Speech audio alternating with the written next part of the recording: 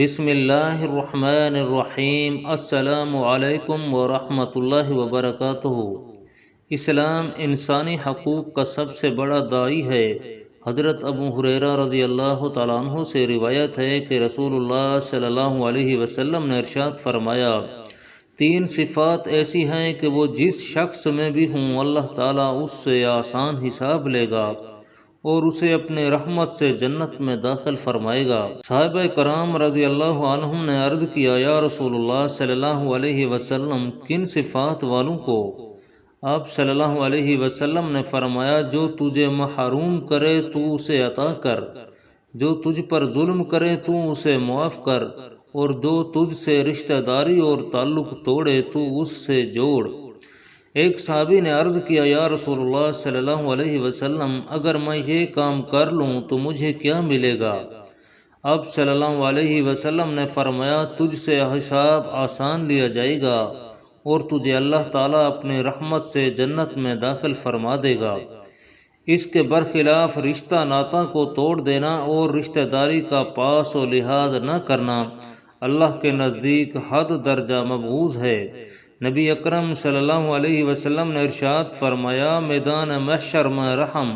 جو رشتہ داری کی بنیاد ہے، عرش خداوندی پکڑ کر یہ کہے گا کہ جس نے مجھے دنیا میں جوڑے رکھا، آج اللہ تعالیٰ بھی اسے جوڑے گا، یعنی اس کے ساتھ انعام و کرم کا معاملہ ہوگا، اور جس نے مجھے دنیا میں کاٹا، آج اللہ تعالیٰ بھی اسے کاٹ کر رکھ دے گا، یعنی اس کو عذاب ہوگا۔ احادیث سے یہ بھی ثابت ہے کہ دنیا میں بالخصوص 2 گناہ ایسے شدید ترین ہیں جن کی سزا نہ صرف یہ کہ آخرت میں ہوگی بلکہ دنیا میں بھی پیشگی سزا کا ہونا بجا ہے۔ ایک ظلم اور دوسرا قطع رحمی۔ حضرت انس رضی اللہ تعالیٰ عنہ فرماتے ہیں کہ رسول اللہ صلی اللہ علیہ وسلم نے فرمایا، جو شخص چاہتا ہے کہ اس کے رزق میں وسعت و فراخی اور اس کی اجل میں تاخیر کی جائے، یعنی اس کی عمر دراز ہو، تو اس کو چاہیے کہ رشتہ داروں کے ساتھ حسن سلوک اور احسان کرے۔ حضرت ابو ہریرہ رضی اللہ تعالیٰ عنہ سے روایت ہے کہ ایک شخص نے رسول اللہ صلی اللہ علیہ وسلم سے عرض کیا، یا رسول اللہ، میرے اقارب ہیں، میں ان سے جوڑ پیدا کرتا ہوں مگر وہ مجھ سے توڑتے ہیں، میں ان پر احسان کرتا ہوں مگر وہ مجھ سے بدی کرتے ہیں، میں ان کے ساتھ حلم و بردباری سے پیش آتا ہوں مگر وہ مجھ سے جہل و جفا سے پیش آتے ہیں۔ تو آپ صلی اللہ علیہ وسلم نے اس شخص سے فرمایا، اگر یہی حال ہے جو تم نے بیان کیا ہے تو ان کے منہ پر جلتی راکھ ڈالتا ہے،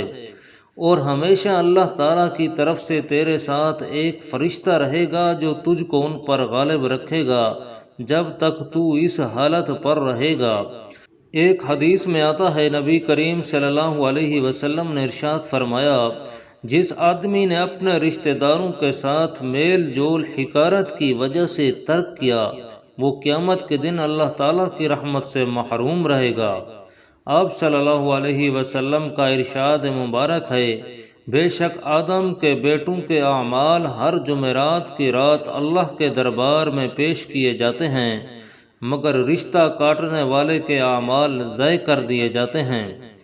صلہ رحمی اور قرابت داروں کے حقوق کا جس طرح حضور صلی اللہ علیہ وسلم کے جانثار صحابہ کرام رضوان اللہ علیہم نے اہتمام کیا، وہ رہتی دنیا تک کے لیے ایک روشن مثال ہے۔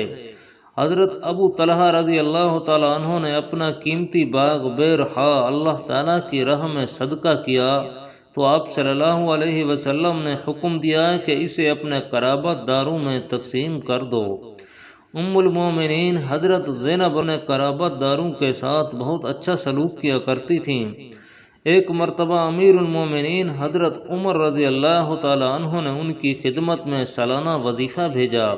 جو 12,000 درہم تھا، تو انہوں نے وہ ساری رقم اپنے اقرباء میں تقسیم کر دی۔ یہ حسن سلوک صرف مسلمان قرابت داروں کے ساتھ مخصوص نہ تھا بلکہ صحابہ کرام کافر اور مشرک قرابت داروں سے بھی صلہ رحمی کیا کرتے تھے۔